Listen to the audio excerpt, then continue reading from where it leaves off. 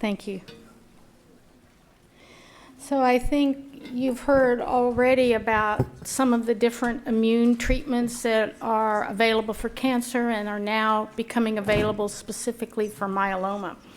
And I think some of the easiest to understand are giving monoclonal antibodies to a patient, and those antibodies have been engineered in the laboratory just to recognize one marker on the cancer cell surface.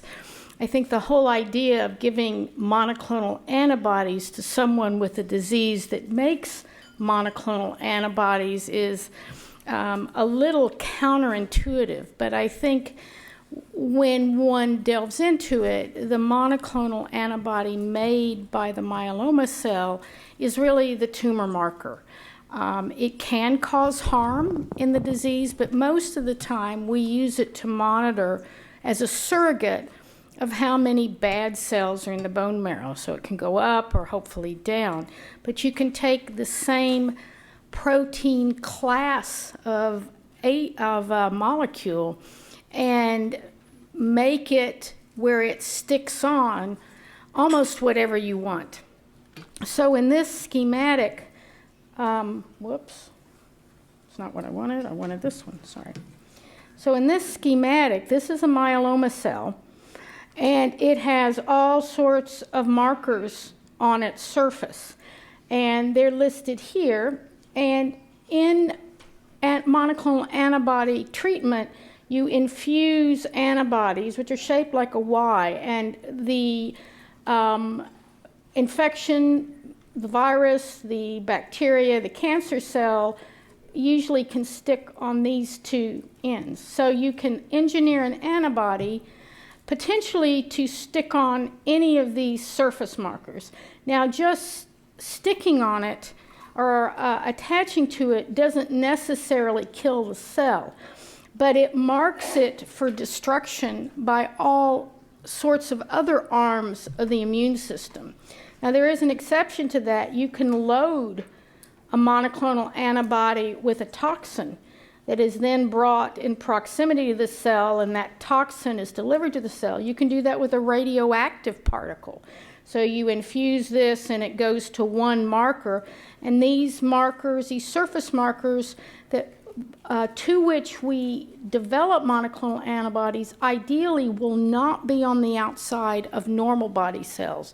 You don't want to give an antibody that will stick on a myeloma cell, but will also stick on a heart cell and mark it for destruction. So to state a very obvious point, there are certainly surface molecules that are on all cells of our body. So we're looking for distinguishing surface markers, specific ones that are only on myeloma cells for that very reason. And antibody specificity is something that we know a great deal about and can engineer antibodies to. I think as I talk, I think the challenge is finding unique markers on the myeloma cells that aren't on normal body cells. So when we're discussing specifically Elotuzumab, it has been developed just to recognize a surface marker that used to be called CS1 and is now called SLAMF7. So there are antibodies that have been raised that you have heard or will hear about. Daratumumab recognizes CD38. There's a monoclonal antibody that recognizes BCMA that is actually hooked up to a toxin. And you've heard earlier the other side of the coin, the PD-1L inhibitors and PD-1 inhibitors are antibodies that are directed not necessarily at the cancer cell, but at cells that have become unable to react to cancer cells because they've been hijacked by the cancer itself. So that's the other side of the coin of immune antibody therapy. So Elotuzumab recognizes SLAMF7. And as I said, the Elotuzumab is on the myeloma cell in this cartoon. You give the antibody, it marks it for destruction. Elotuzumab by itself has been studied, and it doesn't really result in responses. It has been shown to cause disease stabilization, but didn't put people in remission, which is what we really want. But it does have a unique property in that SLAM-F7 is on the surface of one of those cells that's recruited by an antibody reaction to a tumor to help actually affect the cell kill. So when it is elotuzumab recognizes this natural killer cell, it's brought into proximity. So it enhances the cell killing that comes from this more conventional pathway. So it's a two-for-oneer, if you will. That one of the other features of this is natural killer cells are enhanced by the IMiDs, particularly lenalidomide. So it's a natural to give an immunomodulatory medication to enhance this arm of the activity. So Eloquent 2 was the phase 3 trial that has been designated as a registration trial to get this drug on the market. And it is designed like some of the other phase 3 trials. As you can see, it has almost 700 patients and 1 to 3 prior lines of treatment. Now, it's a randomized trial, and the control arm gets lenalidomide and dexamethasone alone. So you don't want people going on the trial that you don't think will do well with the control arm. That would be unethical, and you would certainly slant your trial results here. So the other arm gets lenalidomide weekly, then every other week. And they're compared with the primary endpoint, what I mentioned earlier, progression-free survival and overall response rate. So you've heard about how important it is to balance treatments, balance the characteristics in treatment arms. And you can see that here. We look at the median prior number of regimens, which was 2. The majority of these patients had had bortezomib, melphalan, about half had had thalidomide. Not very many had had lenalidomide, and they couldn't be refractory. And then there's a description of whether they were responding to their last line of treatment. Now, you've seen a number of these slides which look at the percent of patients who are without myeloma progression over time. And by convention, we look at the medians. Median is half of patients do better, continue progression-free, half of patients don't. And the median progression-free survival is 19 months in the arm that got elotuzumab, and it's almost 15 months in the control arm, which is kind of what we expect, or even perhaps a little better with lenalidomide and dexamethasone without elotuzumab. And they've also looked at the percent of patients without progression at 1 year, 2 year, and 3 years, which gives you an idea of what happens with time as opposed to this median. And I always tell patients the median is just that. It doesn't tell anyone their destiny. Half people do better than that, half people do worse than that, and we're trying to get a handle on some way to compare outcomes for our patients.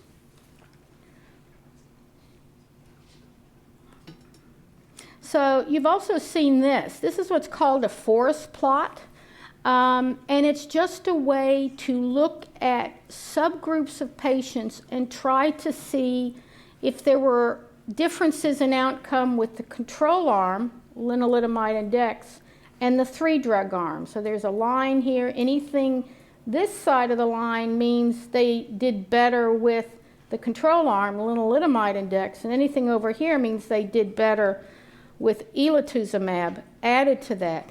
And you can see almost all these fell with it. Well, all of them fell within the do better with ELO arm, and then we look at these are what's called confidence intervals, which suggests that maybe those who'd had prior IMiDs didn't do quite as well. But the dots are definitely in the favor of elotuzumab.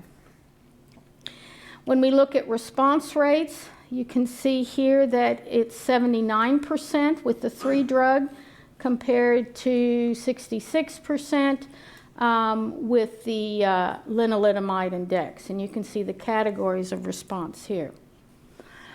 The drug is really very well tolerated. The infusion reactions are mild. They may be fever or chills, and the drug is very well tolerated, particularly in elderly patients. It's given, or including elderly patients, it's given over an hour, so there's really not muss or fuss to it. Because monoclonal antibodies are proteins, and our body's reaction to a foreign protein, even if it's been, quote, humanized, is to develop fever, chills, occasionally more severe reactions such as shortness of breath or low blood pressure. And many of these antibodies require, or their infusion toxicity can be lessened by giving pre-meds. So it's quite common to get Tylenol, Benadryl, maybe a short-acting steroid to prevent the fever or chills. And then if it occurs, the drug is held till it settles. You might give some of those again. Then you can usually resume the infusion at a slower rate and build up. But elotuzumab is notable that for a monoclonal antibody, it's very well tolerated. Now, the question is, where is it going to fit in? You've heard a lot about some exciting new drugs, and this is a problem we've not had in myeloma before, is too many drugs. We're not going to know, they're not compared to each other. What we want is a trial that compares lenalidomide, dex, ixazomib, lenalidomide, dex, elotuzumab, lenalidomide and dex, carfilzomab, and in the future, lenalidomide, dex, and daratumumab. So we can select. That's not going to happen. And we are told not to compare across trials because each trial is a little different. But we do it all the time because we have to wrap our heads around something, and we have to tell you something about what drug looks better. But keep in mind, the studies are not designed to do that. And if we're having problems as experts in the field, imagine what the funders are having, because they often don't know myeloma. They're statisticians, they're pharmacoeconomists. They don't know myeloma. So it's a good problem to have, but there are challenges. So when we think where this will fit, I think this is a pretty common approach in Canada to myeloma. We have our stem cell transplant arm, and many of these patients now across Canada with the funding are getting lenalidomide maintenance. These trials that you've heard about do not include, by and large, these patients. And then older patients get funding for bortezomib, melphalan, and prednisone, but lenalidomide and dex funding is going to be coming up. So these patients were not on those trials. But be that as it may, right now, for second-line therapy for people who've not been on lenalidomide and dex, that's often the most convenient to give, or we'll use a bortezomib-based treatment, flip it for third-line treatment, and then for double refractory, we use pomalidomide, a clinical trial, reuse previous therapy, and have the challenge of resistant disease. Where we are evolving very quickly is we have this initial treatment, which is changing in this group, and then I sort of think about a space here called relatively early relapse. These trials you've heard about were done in patients with 1 to 3 prior treatments. The median was 2. But this is almost second-line therapy.